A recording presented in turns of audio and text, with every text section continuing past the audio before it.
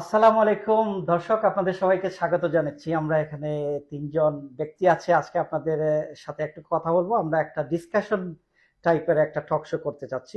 আমার সাথে আছেন ব্যারিস্টার মুন্সি এবং সলিসিটার সুব্রত দা, এবং আমি আপনাদের হোস্ট হিসেবে আছি। আমরা আজকে একটা জেনারিক ইমিগ্রেশন নিয়ে কথা বলবো, বিশেষ করে ভিজিট ভিসা নিয়ে ইউকে গভর্নমেন্ট কি চিন্তা করছে, এবং ভিজিট ভিসাটা ইউকে ছাড়া অন্য কোন দেশে এবং কোন সিস্টেমে অথবা কোন ফরম্যাটে তারা নিয়ে আসার চেষ্টা করতেছে, এই ব্যাপারে আমরা একটু কথা বলবো। প্রথমেই আমি চলে যাচ্ছি বেশ মুন্সি ভাইয়ের কাছে। মুন্সি ভাই, আসসালামু আলাইকুম। আপনাকে স্বাগত জানাচ্ছি আজকের এই নতুন টক শোতে। ধন্যবাদ চিউ ভাই, ধন্যবাদ দর্শকদের। আপনি হয়তো জানেন আমি যেই একটা হট টপিক নিয়ে কথা বলতে চাচ্ছিলাম জি। আপনার সাথে। রিসেন্টলি ইউএস গভর্নমেন্ট একটা ল পাস করছে, যারা ভিজিট ভিসা ইউএসএ তে যাবে এবং বিজনেস ভিসা ইউএসএ তে যাবে তাদেরকে একটা বন্ড দিয়ে যাইতে হবে। সেটা হচ্ছে এক ধরনের আন্ডারটেকিং টাইপের সাম ফান্ড, সেটা 5,000 হতে পারে, 10,000 হতে পারে, 15,000 হতে পারে। তো এইটা এটা কি শুধুমাত্র ভিজিট ভিসার জন্য? ভিজিট ভিসা এবং বিজনেস ভিসার জন্য, এটা বিজনেস ভিসাও বিজনেস ইনক্লুডিং? ভিসা ভিজিট আচ্ছা। ভিসার জন্য চালু করছে। কান্ট্রি ভেদে এই বন্ডের অ্যামাউন্টটা ডিফার করবে। আচ্ছা। কোনো কান্ট্রির জন্য 5, কোনো কান্ট্রির জন্য 10, কোনো কান্ট্রির জন্য 15। এটা এটা করছে এই কারণে, কারণ প্রচুর লোক ওই দেশে গিয়ে অ্যাসাইলাম সিক করে বা আসে না, ইমিগ্রেশন ক্রাইম করে বা ইমিগ্রেশন ল ব্রিচ করে। হুম। এটা করার জন্য এখন আমার কোশ্চেন হচ্ছে আপনার কাছে এবং সুব্রত দার কাছে, যে আমেরিকাতে হাসি দিলে এই দেশে কিন্তু সর্দি লাগে বা জ্বর হয়। আমেরিকার অনেক কিছু এই দেশ ফলো করে, আর এই দেশে যে সমস্ত এন্টি মাইগ্রেশন পলিটিশিয়ান আছে তারা কিন্তু এটা দেখে ইনফ্লুয়েন্স হবে। হুম। তো আপনার কি মনে হয় ব্রিটিশ গভর্নমেন্টের জন্য এটা ক্ষতিকারক কি হবে, বা এটা ব্রিটিশ গভর্নমেন্ট কোনো কিছু করবে কিনা, ইমপ্লিমেন্ট করবে কিনা, এই ধরনের কোনো কিছু? আচ্ছা, ধন্যবাদ। আসলে ভিজিট ভিসা আপাত দৃষ্টিতে আমরা এখন যেটা মনে করি, রেশিওটা অনেকটা কমে গেছে না? অনেক আমরা প্রচুর যারা কমে, হ্যাঁ। প্র্যাকটিস করি বিভিন্ন সময় থেকে, আমরা দেখেছি যে এখন তারা মানে ভিজিট ভিসার জন্য যে যে রিকোয়ারমেন্টস ফুলফিল করার পরে তারা ইন্টেনশন টু রিটার্ন অথবা তাদের ফাইন্যান্সের ব্যাপারে একটু মানে স্ট্রিক্ট। স্ট্রিক্ট হওয়ার কারণে রিফিউজারের সংখ্যাটা বেশি। এটার একটা কারণ যদি আমি বলি, যে গভর্নমেন্ট পলিসি যেটা, সেখানে বলা হচ্ছে যে নেট মাইগ্রেশনটাকে তারা কন্ট্রোল করবে। জি। হয়তো এটার একটা পার্ট হতে পারে এই কারণে।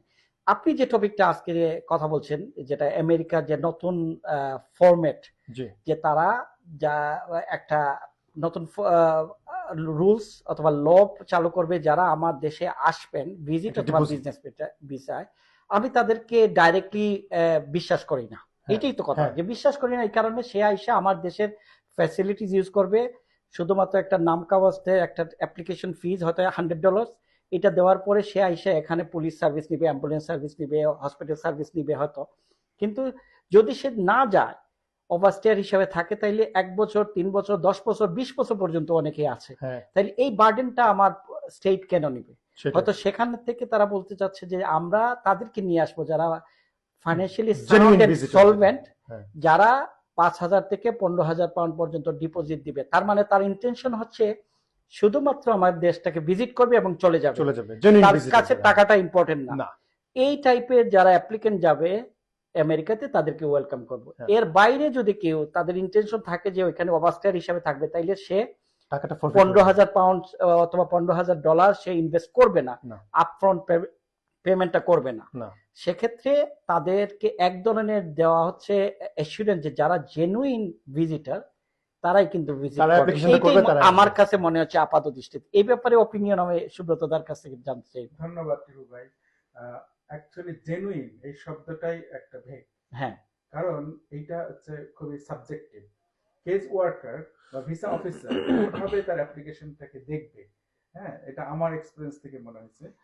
কারণ এমনি ইউকে ল আপনি জানেন যে দুটো ইস্যুর পরে তারা রিফিউজ করে। একটা হচ্ছে ফাইন্যান্সিয়াল, সেইটা মেবি লেজিটিমেট অনেক সময়, কিন্তু আরেকটা হচ্ছে যেটা আমার কাছে মনে হয়েছে, যে আমার মনে হয়েছে যে তিনি আর ফেরত যাবেন না।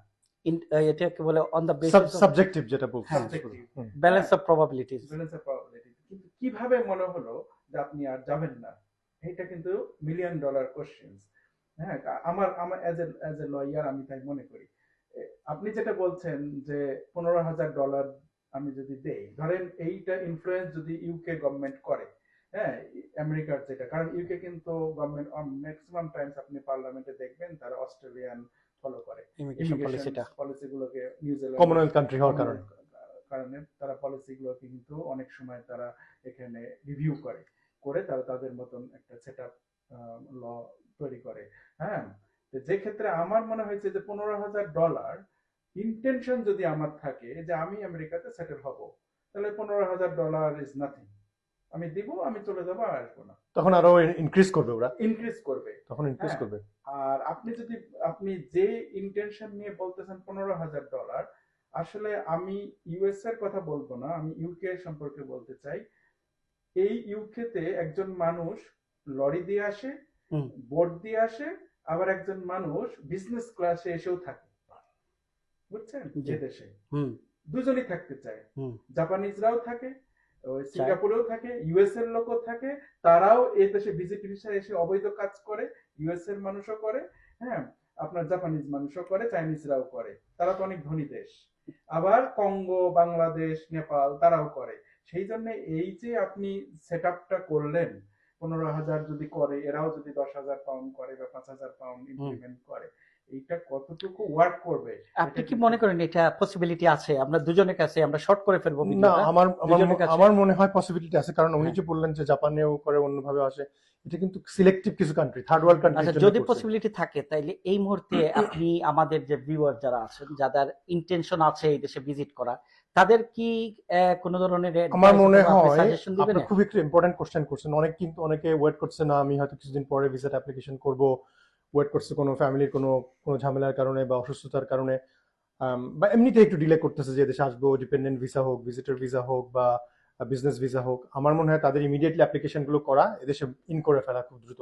কারণ আমার মনে হয় ব্রিটিশ গভর্নমেন্ট এখন পলিটিক্যাল প্রেশারের কারণে যে কোনো সময় উইথ ইমিডিয়েট ইফেক্ট এটা ইমপ্লিমেন্ট করতে পারে। করতে পারলে আপনি কিন্তু ফেসে যাবেন, আপনার ওই বন্ডটা দিয়ে তারপর আসতে হবে, এক্সট্রা খরচটা বেড়ে যাবে আপনার জন্য। তো আমার আচ্ছা, এটাই হয়। দাদার এ ব্যাপারে। আরেকটা জিনিস হচ্ছে, ভিজিটর কিন্তু সবসময় কিন্তু সিঙ্গেল পার্সন ভিজিট না। কারণ এই দেশগুলো হচ্ছে ইমিগ্রেন্ট কান্ট্রি। হুম, এখানে ছেলে মেয়েরা ভিজিট করতে আসে, ভাই বোনরা ভিজিট করতে আসে। আপনি ফ্যামিলি রিলেশন, হ্যাঁ, ফ্যামিলি রিলেশনের ক্ষেত্রে আপনি যদি $15,000 যদি ওই ইকুইভ্যালেন্ট এখানেও করেন, 10,000 পাউন্ড বা 9,000 পাউন্ড হোয়াটএভার কনভারসেশন পাউন্ডে, হুম, হ্যাঁ, তাতে আপনার যদি 3 জন মানুষ আসে, তাহলে এইটা অবশ্যই ইমিগ্রেশন রিডিউস করবে। হ্যাঁ, এটা ডিসকারেজ করবে এই দেশে আসার জন্য। যেইটা আপনি বলতে পারেন যে গভর্নমেন্টের যে নেট মাইগ্রেশন যে পলিসি, সেইখানে গভর্নমেন্ট হয়তো টেম্পোরারিলি একটা ইমপ্লিমেন্টেশন নিয়ে আসতে পারে। ইমপ্লিমেন্ট নিয়ে আসতে পারে, এবং সেক্ষেত্রে রিলিফও হয়তো পাবে হুম। টেম্পোরারিলি। হ্যাঁ, তো এইটার প্রোজ এন্ড কন বোথ আছে। আচ্ছা, তো সেক্ষেত্রে আপনি যেটা বলছেন যে যারা ইন্টেনশন আছে এই দেশে ভিজিট করা, সুন এজ পসিবল ভিজিট করার জন্য, যাতে নতুন রুলস যদি আসে তাইলে ওই রুলসে ওনারা না পড়ে। হুম। তো ধন্যবাদ দর্শক, আমাদের ভিডিওটা একটু লেন্থি হয়ে গেছে, কিন্তু টপিকটা কিন্তু খুব ভালো ছিল। আমরা হয়তো এই টপিক নিয়ে এক সময় লাইভেও আসতে পারি। আমরা আশা করি এইখান থেকে আপনারা একটা জিনিস বুঝতে পেরেছেন যে ইমিগ্রেশন রুলসটা কিন্তু প্রতি সেকেন্ড, মিনিট অথবা ঘন্টায় চেঞ্জ হওয়ার সম্ভাবনা আছে। কারণ আমরা বলি মানডে রুলস, অনেক সময় দেখা যায় যে এই মানডে থেকে নতুন একটা রুলস চলে আসতে পারে। তো এখন পর্যন্ত এই জানুয়ারি মাস থেকে আমাদের যারা ইমিগ্রান্ট যারা আসবে তাদের উপরে কিন্তু ইম্পোজ করা হয়ে গেছে। জানুয়ারি 8 তারিখ থেকে ইংলিশ রিকোয়ারমেন্টস এর উপরে নতুন রুলস চলে আসছে।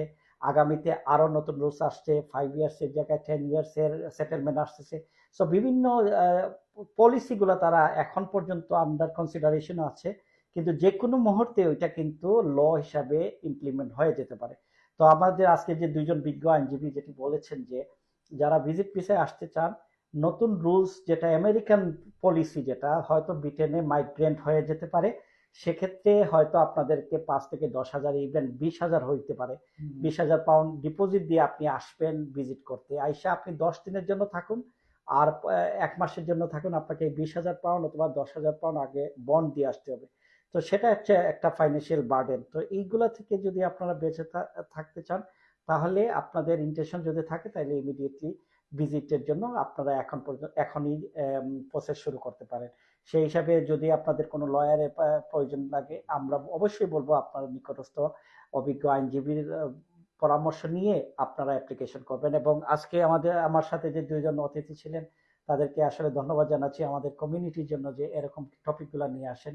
ভবিষ্যতে আমরা এরকম কিছু টপিক নিয়ে আপনাদের সামনে হাজির হব। সে পর্যন্ত আপনারা সবাই ভালো থাকবেন। আসসালামু আলাইকুম। ধন্যবাদ সবাইকে। ধন্যবাদ।